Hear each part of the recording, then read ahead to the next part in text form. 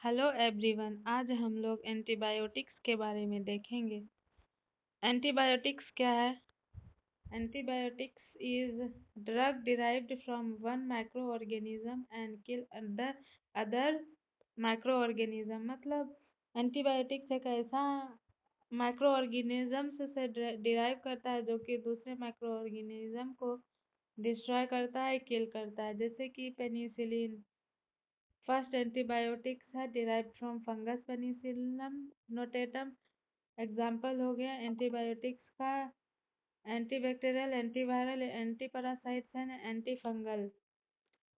ठीक है, अब स्ट्रक्चर ऑफ माइक्रो ऑर्गेनिजम्स देखते हैं। तो सबसे पहले है सेल वॉल, सेल मेम्ब्रेन। उसके अंदर साइटोप्लाज्म आएगा, साइटोप्लाज्म में न्यूक्लियस है, न्यूक्लियस के अंदर डीएनए, आरएनए, प्रोटीन। जब तक हमारे बॉडी में या फिर किसी भी लिविंग ऑर्गेनिज्म या माइक्रो ऑर्गेनिज्म में प्रोटीन बनता रहेगा, उसका जीवन चलता रहेगा। ठीक है, उसी तरह है माइक्रो ऑर्गेनिज्म। माइक्रो ऑर्गेनिज्म जब भी इसमें प्रोटीन जब तक बनता रहेगा, ये जिंदा रहेगा, ये लाइव रहेगा। तो जब भी हमारे बॉडी बॉडी में माइक्रो ऑर्गेनिज्म इंटर करता है तो वो हमारे गट और इंटेस्टाइन के पीएच के कारण वो क्या होता है, डिस्ट्रॉय हो जाता है। लेकिन कभी कभी क्या होता है कि अपने सेल वॉल और मेम्ब्रेन के कारण, सेल मेम्ब्रेन के कारण ये अपने प्रोटीन सिंथेसिस को बनाए रखता है। क्यों? क्योंकि सेल मेम्ब्रेन और सेल वॉल इस माइक्रो ऑर्गेनिज्म का प्रोटेक्शन करते हैं। ठीक है, अब डीएनए के सिंथेसिस के लिए क्या चाहिए? फोलिक एसिड चाहिए। ठीक है, मेटाबॉलिज्म के थ्रू ये क्या करता है, ये डीएनए का फॉर्मेशन करता है। फोलिक एसिड को हम लोग विटामिन B9 भी बोलते हैं। अब एंटीबायोटिक्स में क्या करेंगे? या तो इस सेल वॉल को डिस्ट्रॉय करेंगे, या सेल मेम्ब्रेन को डिस्ट्रॉय करेंगे, या डीएनए को सिंथेसिस को रोक देंगे, या फोलिक एसिड मेटाबॉलिज्म को रोक देंगे। अब यहाँ पे देखते हैं कि एग्जाम्पल ऑफ एंटीबायोटिक्स क्या है। पहला तो है सेल वॉल इनहिबिटर, दूसरा सेल मेम्ब्रेन इनहिबिटर, तीसरा DNA synthesis inhibitor. Cell wall inhibitors में पेनिसिलिन, सिफेलोस्पोडिन एंड मेरोपेनम है। सेल मेम्ब्रेन इनहिबिटर में एंटीफंगल, जितना भी एंटीफंगल है वो सारे सेल मेम्ब्रेन इनहिबिटर्स है, जैसे कि फ्लुकानाजोल और कोट्रिमोक्साजोल। और डीएनए सिंथेसिस इनहिबिटर में निडाजोल आएगा, फ्लोरोक्विनोलोन आएगा, फ्लोक्सासिन आएगा। ठीक है, जिसमें भी ऑक्सासिन, जिस ड्रग में भी लास्ट में ऑक्सासिन आता है, लगता है, तो वो क्या हो जाएगा कि उस ड्रग के ग्रुप में आएगा। फ्लोरोक्विनोलोन के बीच में ड्रग के ग्रुप में आएगा। आरएनए सिंथेसिस इनहिबिटर है रिफाम्पिसिन। प्रोटीन सिंथेसिस इनहिबिटर है ATM. A for aminoglycosides, aminoglycosides से अमीकासिन, नियोमाइसिन आते हैं। T for tetracycline, M for macrolides. Macrolides का एग्जाम्पल है इरिथ्रोमाइसिन, एजिथ्रोमाइसिन। एंटी मेटाबोलाइट्स है जिसमें कि विटामिन B9 के सिंथेसिस को डिक्रीज करता है, उसका एग्जाम्पल है एंटी मेटाबोलाइट्स का सल्फोनामाइड्स। ठीक है, अब देखते हैं सेल वॉल इनहिबिटर्स में। सेल वॉल इनहिबिटर्स में सबसे पहले देखेंगे पेनिसिलिन को। पेनिसिलिन क्या है? Derived from penicillin notatum. ये क्या है? एक फंगस है। इसका मोस्ट कॉमन साइड इफेक्ट क्या है? एलर्जी है। क्यों? और anaphylaxis. Anaphylaxis is severe allergy. क्यों? क्योंकि एक फंगस ही है, तो है ना, इसको जब भी हम बॉडी में देंगे तो इसके कारण क्या हो जाएगा? एलर्जी होगा। टू प्रिवेंट एलर्जी को से बचने के लिए क्या करेंगे? Do ID skin testing 0.1 milligram penicillin. मतलब कि पेनिसिलिन को देने से पहले हम लोग स्किन टेस्टिंग करेंगे और वहाँ पे ऑब्जर्व करेंगे कि इसका रिएक्शन हो रहा है कि नहीं हो रहा है। तो अगर नहीं हो रहा है तभी देंगे, अगर हो रहा है तो इसको नहीं देंगे। पेनिसिलिन क्या है? शॉर्ट एक्टिंग ड्रग है to make long acting probenecid acid. Probenecid is given with it. मतलब कि पेनिसिलिन को लॉन्ग एक्टिंग बनाने के लिए हम लोग प्रोबेंसिक एसिड साथ में देंगे। ठीक है, तभी ये क्या करेगा? पेनिसिलिन के एक्सक्रीशन को रोक के रखेगा। न्यू पेनिसिलिन है एमोक्सिसिलिन और दूसरा है एम्पिसिलिन। एमोक्सिसिलिन आईवी और ओरल रूट दोनों से देंगे और इसका मोस्ट कॉमन साइड इफेक्ट है डायरिया। और इस कब देंगे? माइल्ड एंड मॉडरेट इन्फेक्शन में। एम्पिसिलिन कब देंगे? इसका रूट है आईवी रूट और इसमें डायरिया साइड इफेक्ट नहीं होता है इसमें, ठीक है। और ये क्या कब देंगे, सीवियर इन्फेक्शन में देंगे, जैसे कि न्यूनेटल सेप्सिस में देंगे। और रैपिड इन्फ्यूजन के कारण क्या हो जाएगा, सीजर हो जाएगा, ठीक है। अब क्या है, बेंजाथाइन पेनिसिलिन, बेंजाथाइन पेनिसिलिन को हम पेनिसिलिन जी भी कहते हैं, और ये लॉन्गेस्ट एक्टिंग पेनिसिलिन है। ये इसका 28 डेज तक इसका मतलब एक्शन रहता है। और गिव एज डिपोट इंजेक्शन, इसको हम लोग डिपोट इंजेक्शन के जैसा भी यूज करते हैं। और ये डिपोट इंजेक्शन क्या होता है, जिसमें कि लॉन्ग एक्टिंग ड्रग्स रहता है। जितना भी लॉन्ग एक्टिंग इंजेक्शन है वो डिपोट इंजेक्शन के अंदर आता है। और ये drug of choice for prevent RHD rheumatoid heart disease के प्रोफाइलेक्सिस के लिए बेंजाथाइन का यूज करते हैं। Drug of choice for syphilis treatment, syphilis किसके कारण होता है, ट्रेपोनेमा पैलिडियम के कारण। Drug of choice for meningococcal meningitis. अब देखते हैं रिमेटॉइड हार्ट डिजीज क्या है। रिमेटॉइड हार्ट डिजीज जो है group A beta haemolytic Streptococcus bacteria के कारण होता है। इसमें जब भी हमको सोर थ्रोट का हिस्ट्री होगा, 2 से 3 वीक के बाद क्या हो जाएगा, पेनकार्डाइटिस होगा। पेनकार्डाइटिस में क्या होता है, all 3 wall of heart inflammation, heart में 3 वाल होता है, एपिकार्डियम, मायोकार्डियम, एंडोकार्डियम। जब तीनों वाल का इन्फ्लामेशन हो जाएगा तो उस कंडीशन को हम बोलते हैं पेनकार्डाइटिस। और इंडोकार्डाइटिस के कारण क्या हो जाएगा, मिट्रल वाल्व का स्टेनोसिस होगा। और इसमें रिमेटॉइड हार्ट डिजीज में ड्रग ऑफ चॉइस है बेंजाथाइन पेनिसिलिन।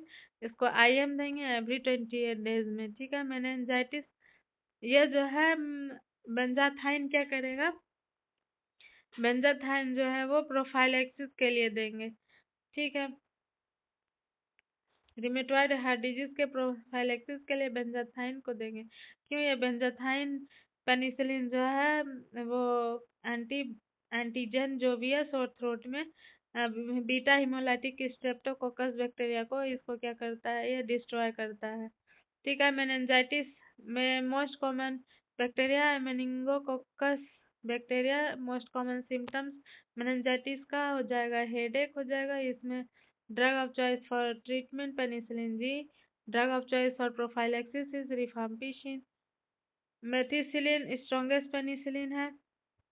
अब अगर ज़्यादा दिन तक मेथिसिलिन अगर हम यूज़ कर रहे हैं तो उसके कारण क्या हो सकता है, हमारे से मेथिसिलिन रेसिस्टेंट स्ट्रेप्टोकोकस और यह ड्रग ऑफ चॉइस उसका क्या हो जाएगा उस कंडीशन में, वेंकोमाइसिन। अगर वेंकोमाइसिन के अगेंस्ट भी रेसिस्टेंस हो जाएगा, VR ऐसे होगा, तो उसमें हम लोग ड्रग ऑफ चॉइस लिंजोलिड देंगे। मेथिसिलिन का एग्जांपल है मिथाडोन एंड इंडोमिथासिन।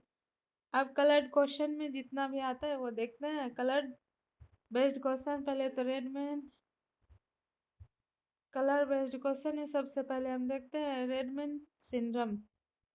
रेडमैन सिंड्रोम किसके कारण होता है, इन वेंकोमाइसिन जब IV देंगे, रैपिड इन्फ्यूजन देंगे तो उसके कारण क्या हो जाएगा,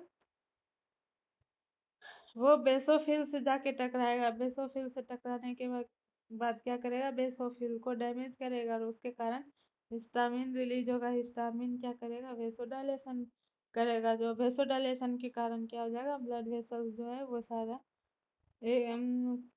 ब्लड वेसल से बाहर आ जाएगा, तो उसके कारण रेडमैन सिंड्रोम होगा, ठीक है। अब देखते हैं हमारे बॉडी में, हमारे ब्लड में जो प्रेजेंट रहता है उसको मोनोसाइट कहते हैं। वही अगर टिश्यू में प्रेजेंट रहेगा तो उसको मैक्रोफेज कहेंगे। दोनों का वर्क सेम ही रहता है। उसी तरह हिस्टामिन सिक्रीट होता है बेसोफिल से ब्लड में और मास्ट सेल से टिश्यू में। अब ग्रे बेबी सिंड्रोम होता है क्लोरेम्फेनिकॉल के कारण।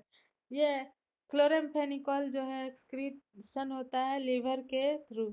अब हम बेबी में क्या है, लीवर इमेच्योर है, तो बेबी में अगर हम क्लोरेम्फेनिकॉल देंगे तो ये क्या करेगा, जाके लीवर हमारा बेबी का लीवर क्या रहता है, मेच्योर नहीं रहता है और वो बॉडी में घूमते रहेगा और जाके बोन मैरो में जाके एक्यूमुलेट हो जाएगा, बोन मेरो में एक्यूमुलेट हो जाएगा और क्या करेगा, बोन मेरो का सप्रेशन करेगा, उसके कारण आरबीसी का फॉर्मेशन नहीं होगा।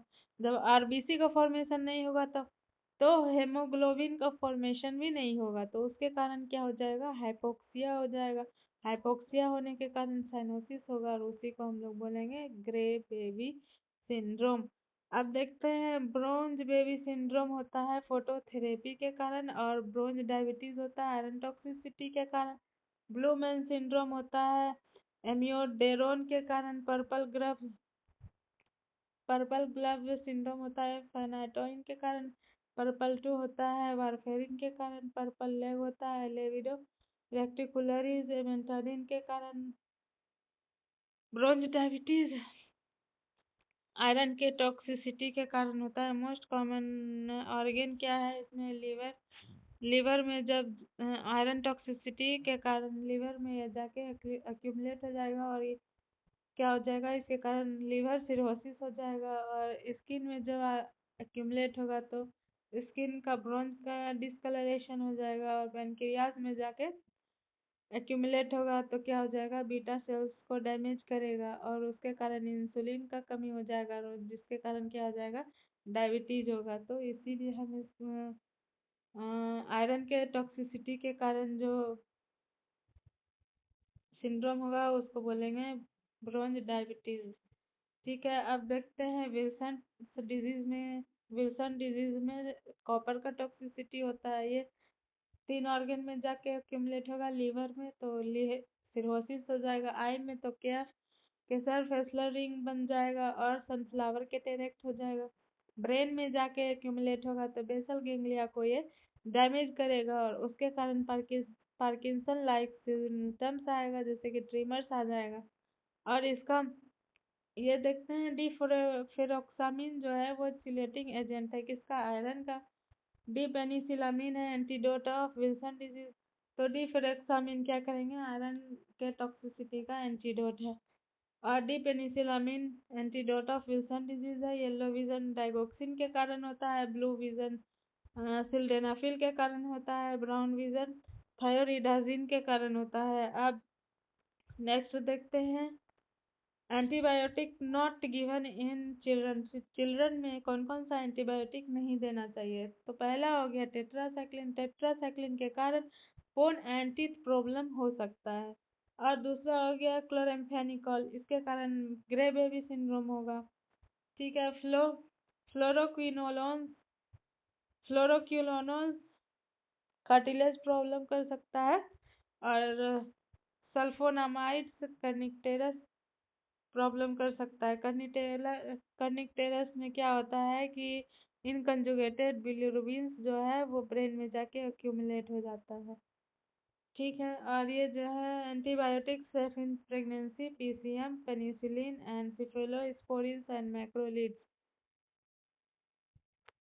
अब देखते हैं सिफेलोस्पोरिन्स। सिफेलोस्पोरिन्स जो है प्रेगनेंसी में सेफ रहता है। तो इसका सिफेजोलिन जो है क्या करेंगे, इसका एग्जांपल देखते हैं। सिफेलोस्पोरिन का पहला है cefazolin. Cefazolin drug of choice for prevention of SSI, surgical skin infection given IV 60 minute before surgery. मतलब जब भी सर्जरी में जाएंगे तो उसके पहले हम सिफाजोलिन देंगे, आईवी देंगे कितना, 1 घंटा पहले, ताकि मतलब सर्जरी के साइड पे स्किन इन्फेक्शन ना हो, पहले से स्किन को प्रिवेंट करके रखेंगे। Cefixime oral dose drug of choice for किसके लिए, टाइफाइड के लिए है।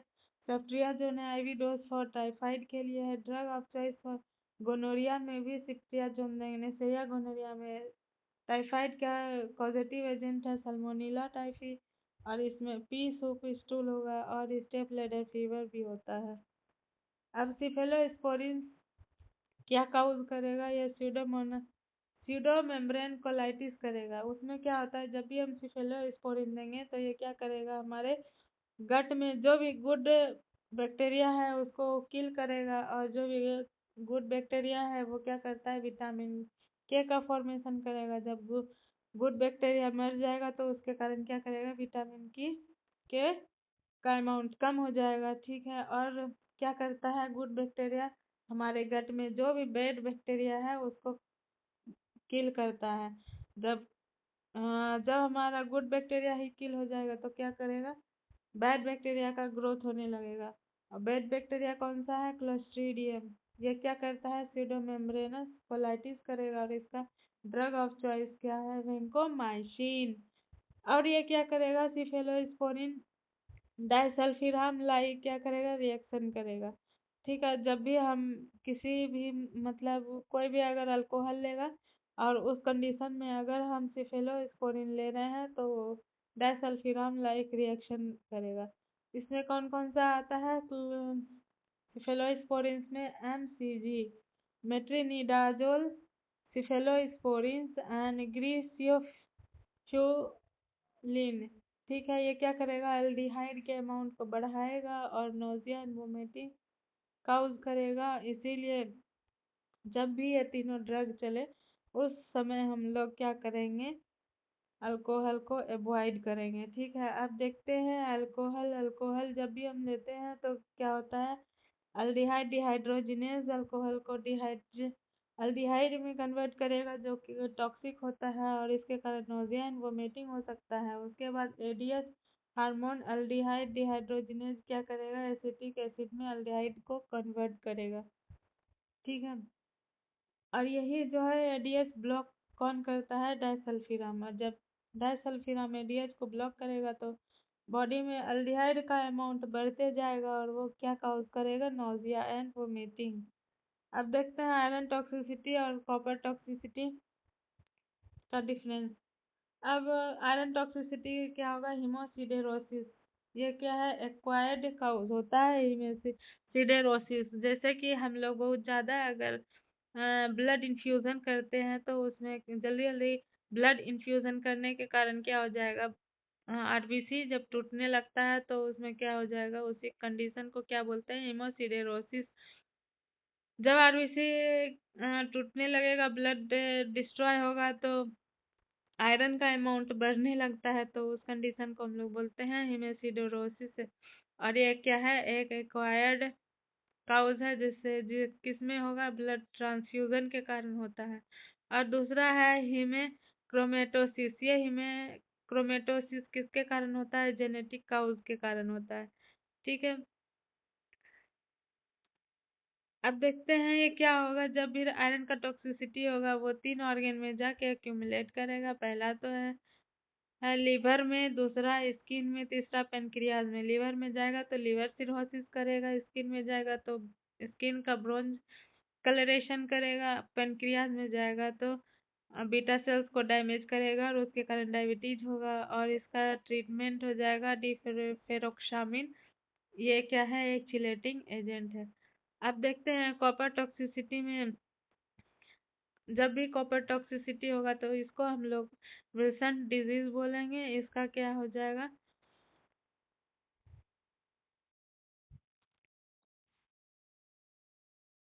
ये क्या करता है, विल्सन डिजीज में सिरेलोस्पाज्मिन का जब कम होगा तो उसके कारण क्या हो जाएगा, कॉपर का एक्सक्रीशन क्या हो जाता है, कम हो जाता है और उसके कारण क्या हो जाता है, कॉपर का टॉक्सिसिटी हो जाएगा। जब कॉपर का टॉक्सिसिटी होगा तो वो जाके 3 ऑर्गन में एक्यूमुलेट होगा। पहला तो लीवर, लीवर में होगा तो लीवर सिरोसिस करेगा। आई में जाएगा तो केएफ रिंग होगा और सनफ्लावर कैटेरेक्ट काउज करेगा। ब्रेन में जाके एक्यूमुलेट होगा तो बेसल गैंग्लिया को डैमेज करेगा, उसके कारण पार्किंसन लाइक सिंड्रोम होगा और इसका ट्रीटमेंट है डी पेनिसिलामीन। अब देखते हैं रिमेटॉइड हार्ट डिजीज कैसे होता है। रिमेटॉइड हार्ट डिजीज ऐसा डिजीज है जो एक ऑटो इम्यून डिजीज है, मतलब हमारा बॉडी का ही एंटीबॉडी हमारे खुद के सेल को मारने लगे था, उसको बोलते हैं ऑटो इम्यून डिजीज। अब देखते हैं इसमें, जैसे कि group A beta haemolytic Streptococcus हमारे बॉडी में आया और वो सोर थ्रोट किया। ठीक है, अब ये जो है ये बैक्टीरिया का जो एम प्रोटीन है ये किसके जैसा काम करेगा, एंटीजन के जैसा काम करेगा। ठीक है, और ये M protein similar to protein present in all heart wall layer, मतलब एम प्रोटीन जो है हमारे हार्ट में जितने भी वाल लेयर है उसके एम प्रोटीन के जैसा ये इसका स्ट्रक्चर होता है। ठीक है, अब क्या एंटीबॉडी फॉर्म्ड अगेंस्ट ए जीएम प्रोटीन, हमारा बॉडी जब भी हमारे बॉडी में एंटीजन आएगा तो हमारा बॉडी क्या करने लगेगा, उस एंटीजन के अगेंस्ट एंटीबॉडी का फॉर्मेशन करने लगेगा। और क्या करेगा, जब वो उस एंटीजन को ख़त्म किल कर देगा, उसके बाद वो ब्लड के थ्रू हार्ट में जाएगा। हार्ट में जाएगा तो हार्ट का जो एम प्रोटीन है, वो हार्ट वाल का जो एम प्रोटीन है वो क्या करेगा, एंटीबॉडी उसके वाल पे भी अटैक करेगा। उसके कारण क्या हो जाएगा, पेनकार्डाइटिस हो जाएगा, मतलब वाल के हार्ट के सभी वाल में इन्फ्लामेशन हो जाएगा। तो पेनकार्डाइटिस में क्या होता है, एपिकार्डाइटिस, मायोकार्डाइटिस एंड इंडोकार्डाइटिस। इंडोकार्डाइटिस के कारण क्या हो जाए, mitral valve stenosis. Thank you.